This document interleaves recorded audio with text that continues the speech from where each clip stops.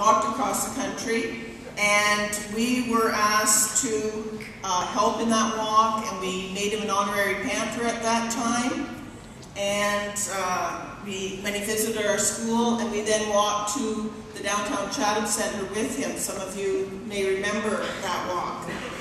In 2006, I think it was a senior class, so none of you were involved, but we did a green ribbon display out on the football field. All the senior students in the school donned green capes and formed a green ribbon, which is the symbol for organ donation. Today, our torch runners met at City Hall, met the mayor. They're on their way back, and accompanying them, we got the police officers here. Police officers who accompanied them were Doug and Renee Cowell, and Doug's a former Panther. And so we're going to call on him to say a few words first of all.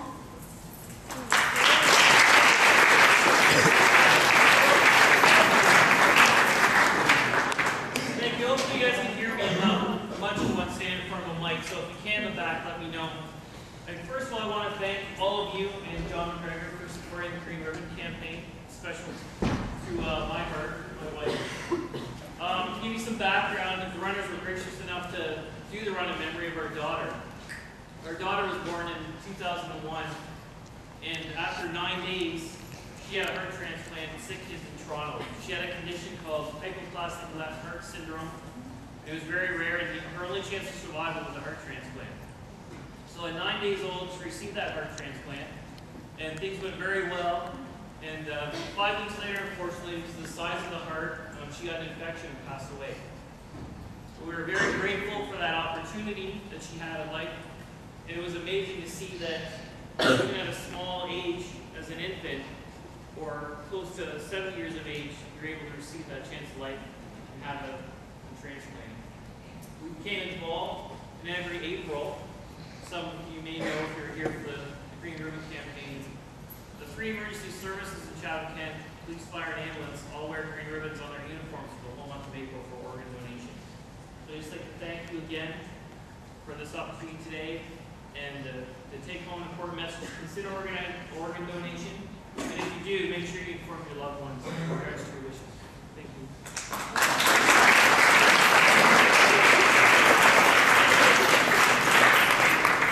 Thank you, Doug. It's fitting that baby Bailey needed a heart donation, and we're meeting today in her memory on Valentine's Day. Second person I'd like to call up is Dr. Peter McKinnon, who is going to bring a few words from the medical community here in town.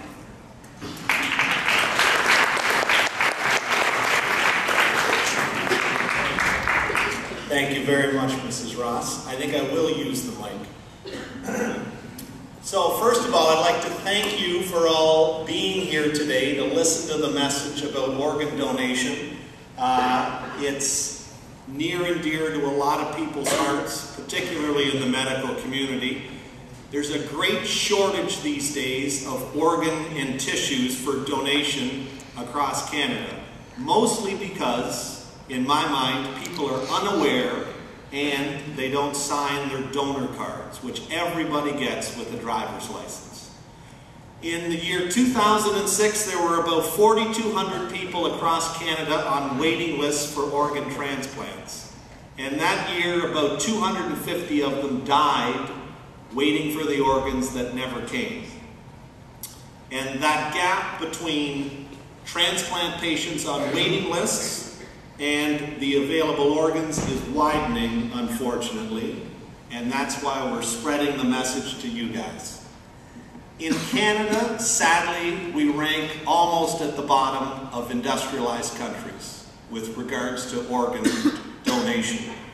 And that's why events like this are really important to raise awareness about it.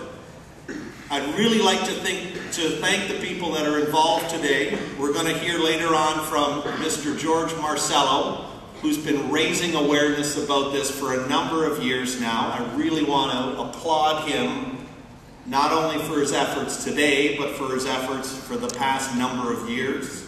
I'd like to thank Mrs. Hiltz, sitting here in the front row, who asked me if I'd be involved with it, and I was happy to be. When I was a medical student at University Hospital, this was a while ago, I was lucky enough to work with the transplant team up at UH. And it was amazing to see the life-saving work that they did up at UH. And with ongoing medical research these days, about 90% of organ transplant operations are successful. They can transplant kidneys, heart, lung, liver, small bowel, pancreas, bone, corneas, lots of things that they can do these days. So as a doctor now in Chatham, not at UH anymore, I get to see the other side of the process as well. I get to see organ recipients in the office, and they are some of the most grateful patients that you would ever see. To be involved with something like that and to receive an organ and have life because of that, they're really appreciative of the whole process.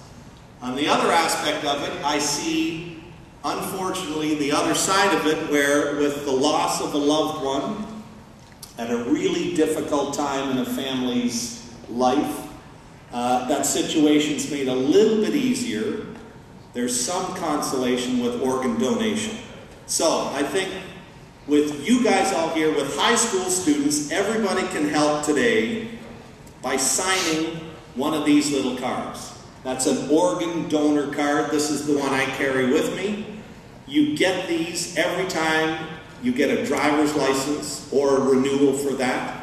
You can get it from OHIP, or you can look up on the net, Trillium Gift for Life. When you get this, sign it. The other thing you need to do is tell your family about it. It's very important for your family to know what your wishes are. And it makes it a lot easier that if that situation ever presents itself, for the family to be aware is very important.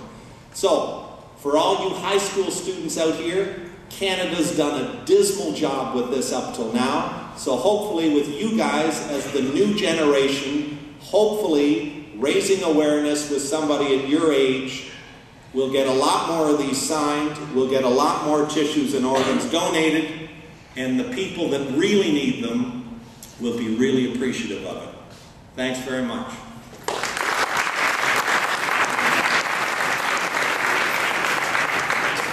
Thank you, Peter.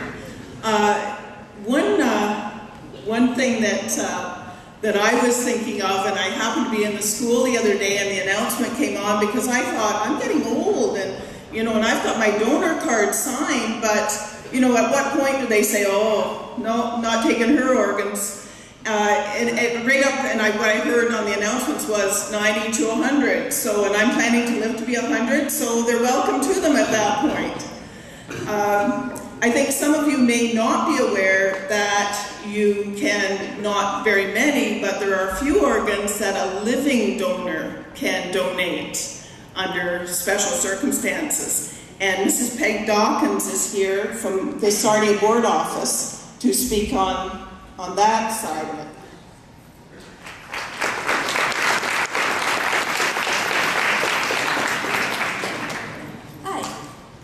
Special for me to be here on Valentine's Day, and I've never been asked to talk about my experience as a living donor, so Mrs. Hiltz asked me on Monday, so I'm here without too much preparation. Signing your donor card is great, and I hope all of you, upon reflection, will feel comfortable doing that, but being a living donor is even more special because it's usually to someone that you love that you are willing to give an organ, and so you get to see the results. You get to see a life better lived, which is just great. So in May 2004, I had the honor and privilege to be able to donate a kidney to my sister-in-law. And we were able to intervene at that point before she needed to go on dialysis, just before. In another couple of months, she probably would have had to do that, which is okay, but it was nice for her to be able to get it before that became necessary. Medicine has made such tremendous advances lately that, you're able to donate to someone who's not even a close relative. I mean, she's not a biological relative at all. And it's great. So she had two healthy biological sisters that were actually